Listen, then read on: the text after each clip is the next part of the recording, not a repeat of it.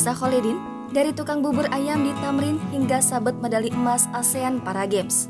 Atlet para panahan putra Indonesia, Kholidin mencuri perhatian setelah sukses menyambet 3 medali di ASEAN Para Games ke-11 di kota Solo. Dalam ajang ini, Kholidin sukses meraih 1 emas, 1 perak, dan 1 perunggu.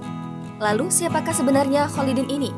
Melansir tribunsolo.com, sehari-hari Kholidin dikenal sebagai seorang tukang bubur ayam yang biasa berjualan di kawasan Tamrin, Jakarta. Kholidin menggulati dunia olahraga panahan sejak tahun 2016 lalu, yang saat itu tubuhnya masih normal. Padahal saat masih dalam kondisi fisik yang normal, Kholidin sudah mengikuti kejuaraan panahan. Kholidin bercerita sekitar 5 tahun yang lalu, ia sedang memanjat pohon yang tingginya kurang lebih 10 meter. Ia terjatuh karena terkejut mendapati tangannya banyak semut yang menggerubuni. Kejadian tersebut pun mengakibatkan tangannya patah hingga harus diamputasi karena infeksi. Kondisi fisik yang berubah tak membuat Kholidin putus asa dan menyerah.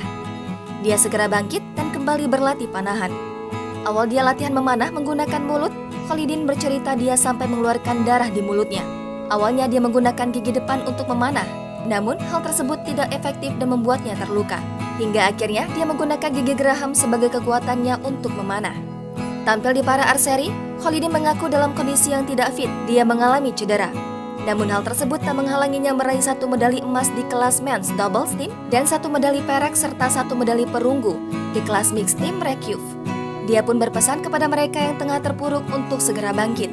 Keberhasilan Kholidin juga mendapat apresiasi dari salah satu pelanggan bubur ayamnya. Dikutip akun Twitter @ciscabechker, ia menjelaskan bahwa sering membeli bubur ayam Bang Udin milik Kholidin saat dirinya masih bekerja di kawasan tersebut. Ia menceritakan bahwa Kholidin memiliki kepribadian yang baik hati dan juga bubur ayamnya memiliki rasa yang enak. Pemilik akun tersebut merasa terkejut saat mengetahui sang tukang bubur sudah menjadi atlet bahkan menyabet banyak medali di ASEAN Para Games.